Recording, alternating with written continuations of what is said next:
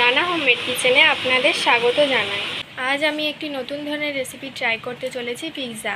আমি অনেক দিন আগে একটি অনলাইনে অর্ডার দিয়েছিলাম পিৎজা, তাই আমি ভাবলাম ঘরে এটি ট্রাই করা যাক। তার জন্য আমি এখানে এই বড় সাইজের বাটির 1 বাটি ময়দা নিয়েছি। এবার ওটা দিয়ে দেব। আর এর পরিমাণ আছে 250। এবার ওর মধ্যে পরিমাণ মতো নুন,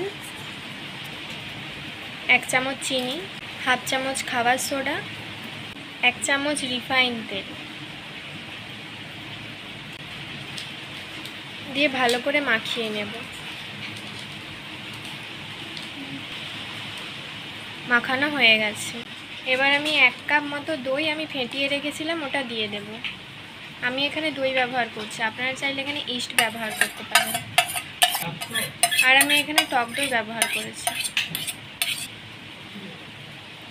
দিয়ে ভালো করে মাখিয়ে নেব।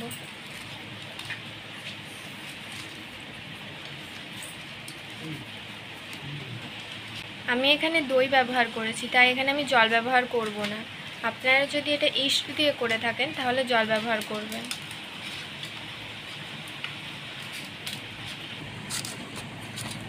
দেখুন, ঠিক এইভাবে চেপে চেপে মেখে নিতে হবে, তাহলে পিৎজাটা খুব সফট হবে।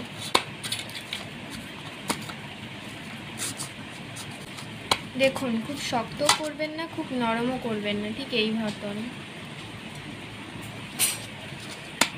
মাখানো হয়ে গেছে। এবার আমি ওর উপরে রিফাইন তেল দিয়ে দেব, দিয়ে হালকা মেখে নিয়ে আধ ঘন্টা মতো রেখে দেব, দিয়ে ঢাকা দিয়ে দেব।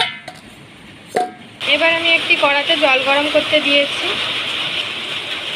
জলটা গরম করার জন্য আমি ঢাকা দিয়ে দিয়েছি। আধ ঘন্টা পরে আমি ঢাকাটা খুলে নেব।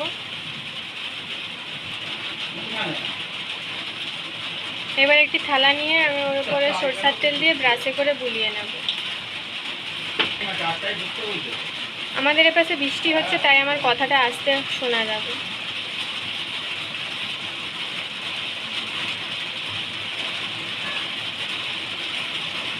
গোলানো হয়ে গেছে। এবার ময়দাটা থালার মধ্যে চিপে চিপে দিয়ে দেব।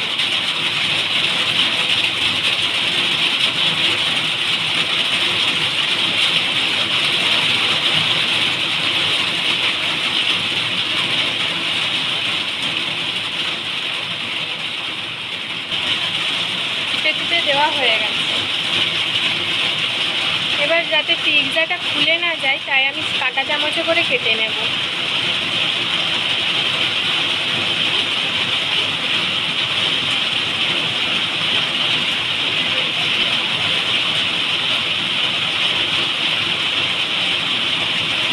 হয়ে গেছে।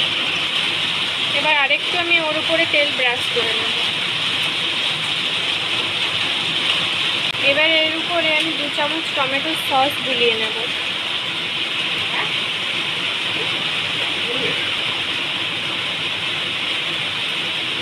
এবার গুলিয়ে নেব ভালো করে।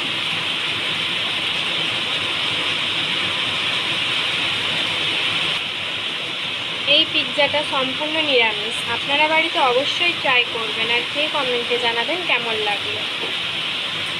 আর আমি এখানে সবজি নিয়েছি, টমেটো, কাঁচা লঙ্কা আর বাঁধাকপি। এবার বাঁধাকপিটা আমি এর উপরে দিয়ে দেব। আমি এখানে বাঁধাকপি আর টমেটো আর কাঁচা লঙ্কা নিচ্ছি। আপনারা চাইলে এখানে ক্যাপসিকাম আরও বিভিন্ন রকমের সবজি দিতে পারেন। বাঁধাকপি দেওয়া হয়ে গেছে। এবার আমি টমেটো দিয়ে দেব। সবগুলো টমেটো দেওয়া হয়ে গেছে। এবার আমি ছোট ছোট করে টমেটো কেটে রেখেছিলাম, ওগুলো মাঝখানে দিয়ে দেব।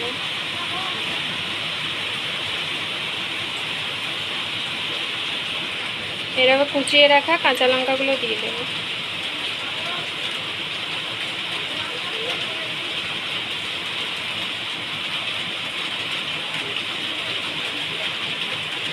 আমার এই পিৎজা রেসিপিটা যদি আপনাদের ভালো লেগে থাকে তাহলে সাবস্ক্রাইব করুন আমাদের চ্যানেলটি, যাতে পরের ভিডিওর জন্য নোটিফিকেশান আপনারা পান।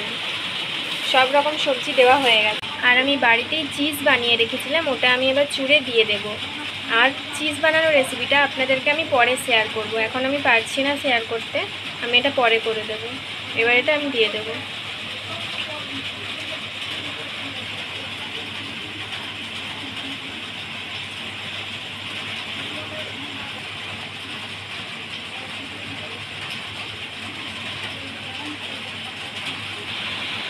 পুরো চিজটা দেওয়া হয়ে গেছে। আর এপাশে আমার জলটাও ফুটে গেছে। এবার আমি ওর মধ্যে একটা স্টিক দিয়ে দেবো। এবার সাজিয়ে রাখা পিৎজাটা আমি ওর উপরে দিয়ে দেবো।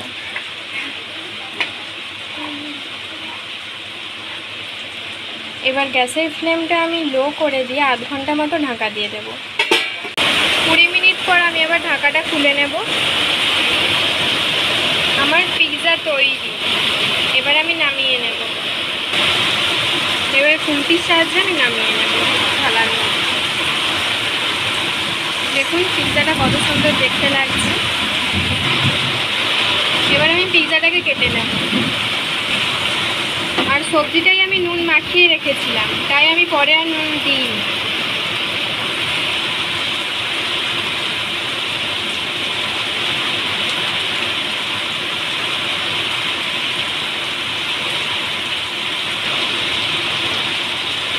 দেখুন কত সুন্দর হয়েছে পিৎজাটা। এটি খেতে খুব টেস্টি হয়েছে। তো ভালো থাকবেন, সুস্থ থাকবেন, টাটা।